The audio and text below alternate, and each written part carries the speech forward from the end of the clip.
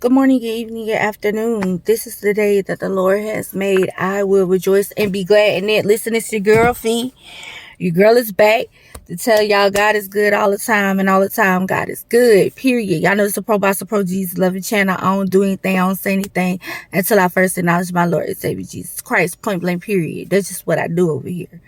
It's my intro, it's my introduction to the world is Jesus, Jesus, Jesus. You know what I'm saying? Period. Period. He's been amazing to me. He's been good to me. And, if you don't like it, I'm sorry to hear that. You know what I'm saying? Just give me a second. I'm going to get to the box and talk. Just let me worship for a quick second. Let me acknowledge for a quick second. Okay, now let's get straight into it. See, that ain't hurt, did it?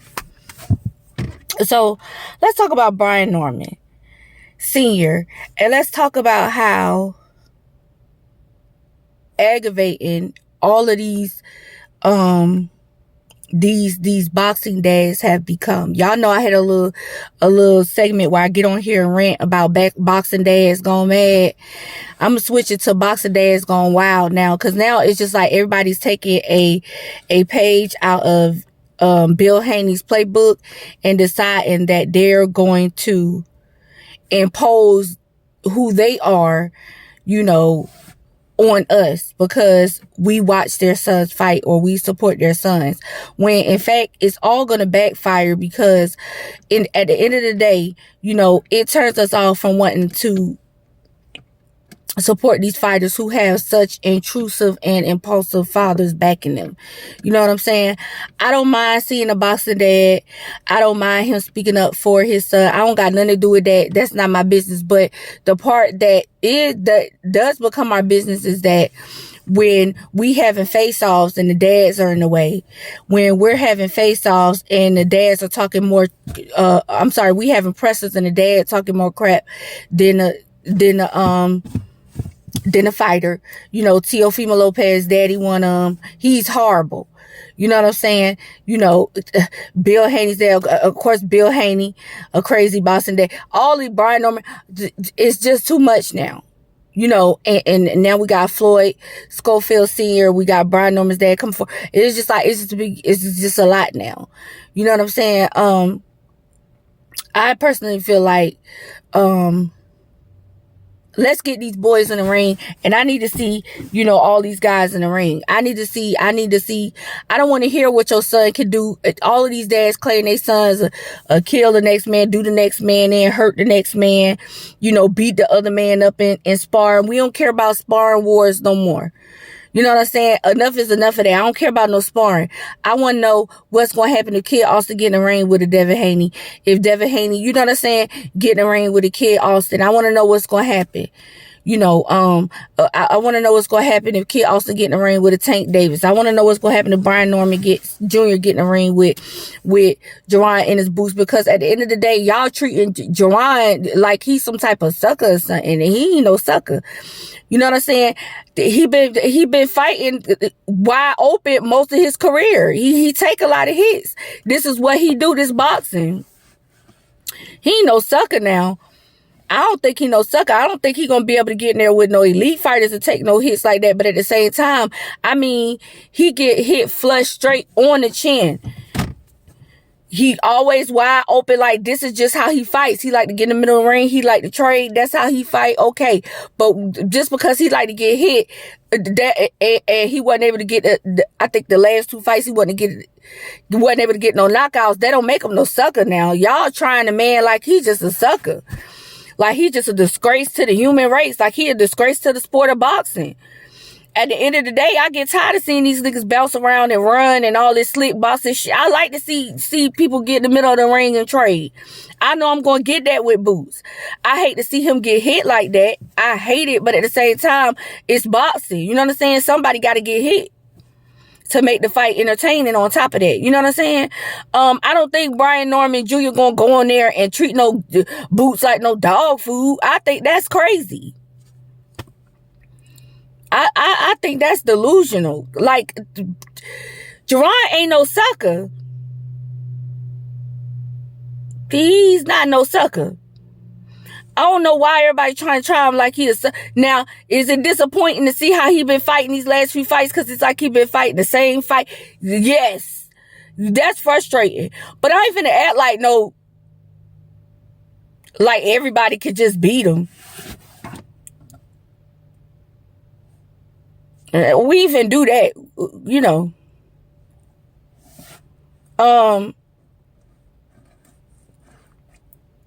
We need to see the fight. They fight similar on top of that. You know what I'm saying? They fight similar. So I'm trying to see, like, they both like to go to the middle. Brian Norman Jr. and Boots, they both like to go in the middle of the ring. They like to trade and stuff like that. You know what I'm saying? They both real tough guys. You know what I'm saying? They both big 140. They both big for 147. They nice size at 147. You know what I'm saying? So what's up? Like, let's get the fight. I don't want to hear about no sparring no more. Enough is enough of that shit. I don't give a damn what happened in sparring. I want to know what N-words do when they get in that ring and fight. You know what I'm saying? I want to know who gonna come out on top, who gonna win. I got Boots winning by a landslide. You know, I'll give it a, let me see here.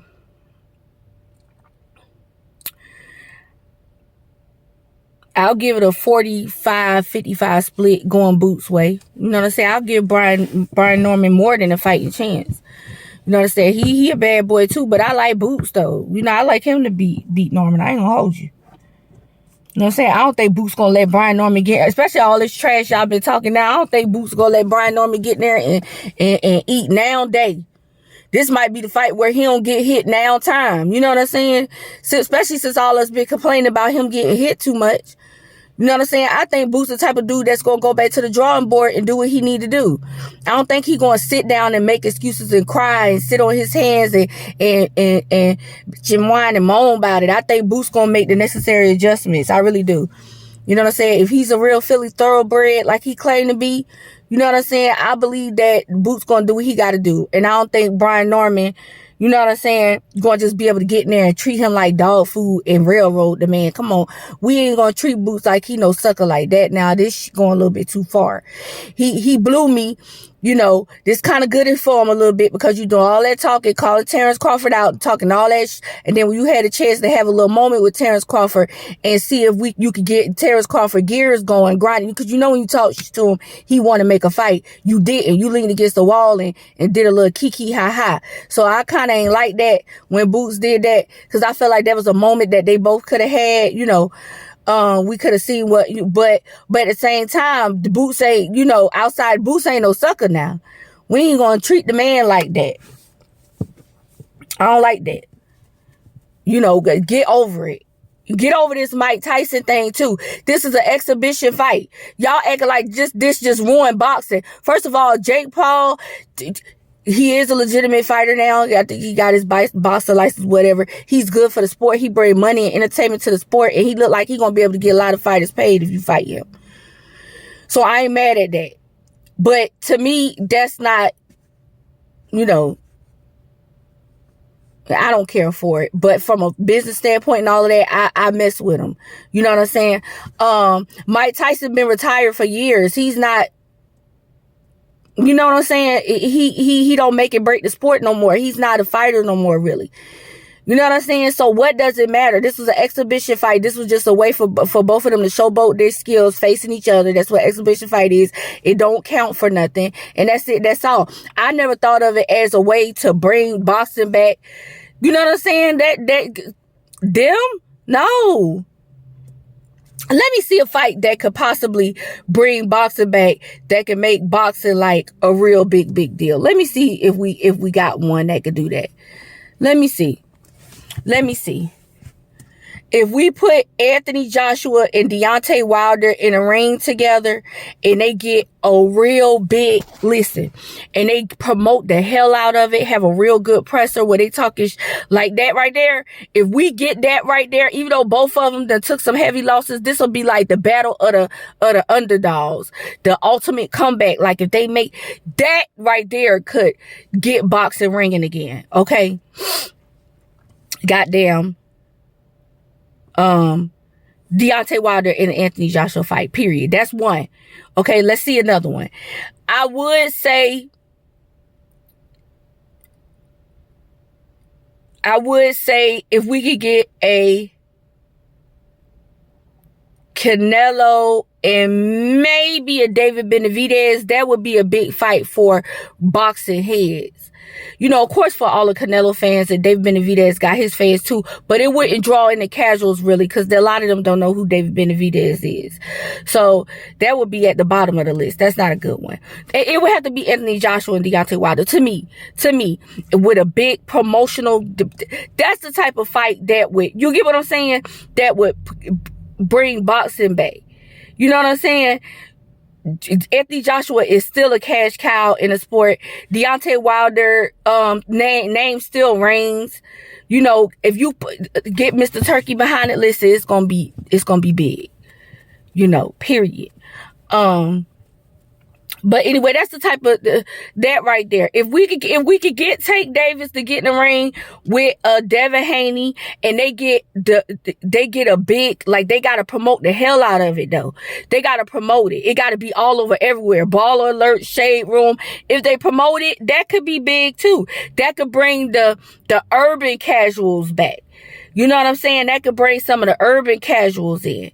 You know, so that would be a little, but not no Mike Tyson and no Jake Paul. As far as bringing the sport back, it drew attention for the sport.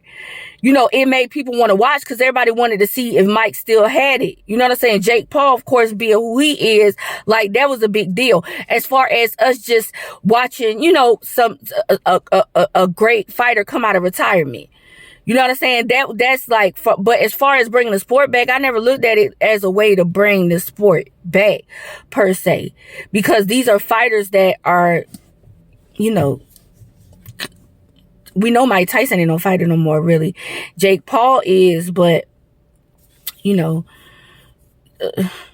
I don't see it like that. But, you know, it is what it is. The point I'm making is that, you know, get all off Mike Tyson. This is an exhibition fight. This wasn't no big deal. This shouldn't have been looked at as no way to bring more attention to boxing. You want to bring more attention to American boxing, especially. Let's get some better promotional companies over here in the States. You know what I'm saying? Let's get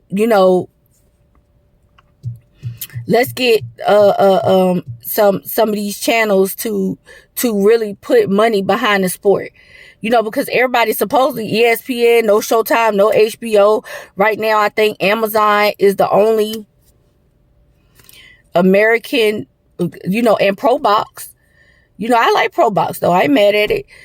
It's not looking good over here. You know what I'm saying? So everybody going to Daz and Matchroom, looking for Mr. Turkey to front the money and all of that. So, and if that's the case, a lot of them fights going to be over there in the UK and over there in Saudi Arabia, period. So, you know, America got a lot of work to do if they want to reclaim their spot back as the boxing capital of the world, because boxing is an American sport. You know what I'm saying? That's currently being taken over by overseas, you know, by overseas people. Because, you know, the American media and the sports channel, all that dropped the ball on the sport, the promotional companies especially. So, you know, it was, I guess, a good look, a good way it was a fun fight to watch. But as far as looking at it like it's some type of, you know, it was some type of way to bring boxing back, I never looked at it like that. You know what I'm saying? Period. But anyway, that's all I got. I just wanted to speak on that with Boots. You know, he ain't no sucker. You know, y'all know I'm repetitive and redundant, so I'm going to reiterate again. He's not a sucker. That's the bottom line in this video. He ain't no sucker. And don't nobody care nothing about, you know, nobody's dad coming forth claiming that they son or we going to beat. Ain't nobody just going to railroad Boots. I don't believe it. Period. He ain't no sucker like that. He ain't look that bad now. Yeah, where he's talking about he dog food and all that. That's crazy. No, I don't think so. You know what I'm saying? And Mike Tyson is a retired, you know, 68-year-old fighter who came to make a quick dollar and to just let y'all see what he got and see him in his little underwear. He ain't come back to make the sport popular again or nothing like that. I don't know why people took it so serious, but it is what it is. That's all I got. Peace.